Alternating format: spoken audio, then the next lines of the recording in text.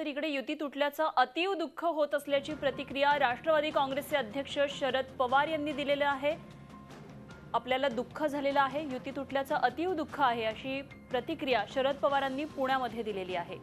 इतके वर्ष एकत्र संसार केला, मात्र आता युती तुटली आणि त्याचं आपल्याला अतीव दुःख झालेलं आहे। चर्चेला आल्यास विचार करू असंही शरद पवारांनी पुढे म्हटलेलं आहे। युतीचा काडीमोड आणि पवारांची ही एक नवीन काडी।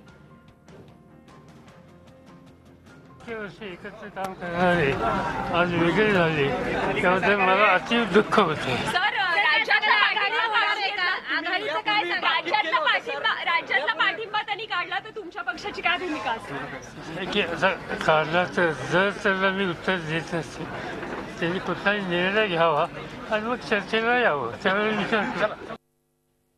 आणि या संदर्भात आणखी सविस्तर माहिती जाणून घेऊया। आमचे प्रतिनिधी नितीन पाटणकर आपल्या बरोबर आहेत। नितीन, शरद पवारांची प्रतिक्रिया अतीव दुःख झाल्याची एक प्रकारे उपरोधिक सुद्धा वाटत होती।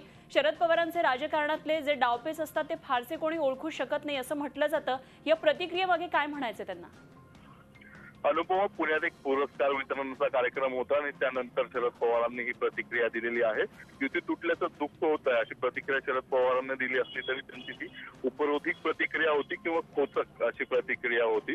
त्यानंतर ती राज्यातील सरकारला पाठिंबा देणार का, जर शिवसेनेने पाठिंबा काढला, सरकार पडायची वेळ आली तर पाठिंबा देणार का, या प्रश्नावर मात्र त्यांनी पाठिंबा देणार नाही असं काही ठामपणे म्हटलेलं नाहीये। तर त्यांनी शक्यता खुल्या ठेवलेल्या आहेत, जर तरच्या प्रश्नाला उत्तर देणार नाही पण चर्चेला आलं तर विचार करू असं पवारांनी म्हटलेलं आहे। म्हणजेच भाजप सरकारला राष्ट्रवादी भविष्यात पाठिंबा देईल का, तर त्याचं उत्तर ठामपणे नाही असं पवारांनी दिलेलं नाहीये। आधी राष्ट्रवादीनं बिनशर्त पाठिंबा देऊ केलेला होता आणि आता पुन्हा तशी वेळ आली तर राष्ट्रवादीचा कदाचित पाठिंबा असेल आणि तशी शक्यता पवारांच्या या वक्तव्यातनं किंवा या प्रतिक्रियेमधून दिसून येते। अनुपमा, नितीन, धन्यवाद दिलेल्या सविस्तर माहितीविषयी। नितीन पाटणकर आमचे प्रतिनिधी पुण्यामधून आपल्याबरोबर होते। तर मुंबईत शिवसेना भाजप युती तुटली असली तरी या युती तुटल्याचं आपल्याला अतीव दुःख झाल्याचं शरद पवारांनी म्हटलेलं आहे। मात्र ही प्रतिक्रिया देताना शरद पवार मिश्किलपणे हसतही होते। झी 24 तास रहा एक पाऊल पुढे।